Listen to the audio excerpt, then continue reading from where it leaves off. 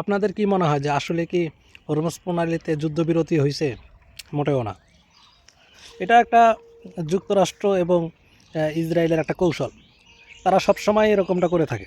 যখন তাদের একটু অস্ত্রের মধ্যে একটু সংকট দেখা দেয় বা কৌশলগতভাবে একটা সুবিধা পৌঁছানোর জন্যে তারা হুটহাট যুদ্ধবিরতিগুলো করে থাকে।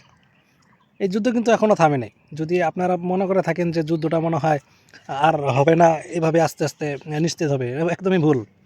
যুদ্ধ মাত্র শুরু, আসল যুদ্ধ এখনও শুরু হয় নাই। ইরান যে 10টা চুক্তির কথা বলছে, যে 10টা শর্ত দিছে, এবং ট্রাম্প বলছে যে হ্যাঁ এই 10টা শর্ত মানার মতো। আপনার কি মানে একটাও মানবে? একটা মানার মতো না। ইরান বলছে যে মধ্যপ্রাচ্যে কোনো বেস থাকতে পারবে না, তাদেরকে এখান থেকে সরে যেতে হবে। আমেরিকা কি এত সহজেই তাদের বেসগুলোকে সরায় নেবে? অসম্ভব। এবং ইরান বলছে যে হরমুজ প্রণালীতে ইরানের একচ্ছত্র নিয়ন্ত্রণ থাকবে, এবং ওইখানে তারা যুদ্ধের ক্ষতিপূরণ উঠানোর জন্য টোলের ব্যবস্থা করবে, তারা টোল নেবে। এটা ট্রাম্প কি এত সহজে এটা মানবে? সহজেই মানবে না। তারপরে আরও শর্তের মধ্যে আরও আছে যে ইরানকে আর কখনো হামলা করা যাবে না। শর্ত 10টা মানলে তো মনে করেন যে যুক্তরাষ্ট্রের ভরাডুবি করা যায়। কিন্তু এটা ডোনাল্ড ট্রাম্প বলেন, যুক্তরাষ্ট্র বলেন, ইসরায়েল, এরা কেউই মানবে না। এটা একটা সাময়িক বিরতি, আরও বড় ঝড়, বড় যুদ্ধ সামনে আসতেছে।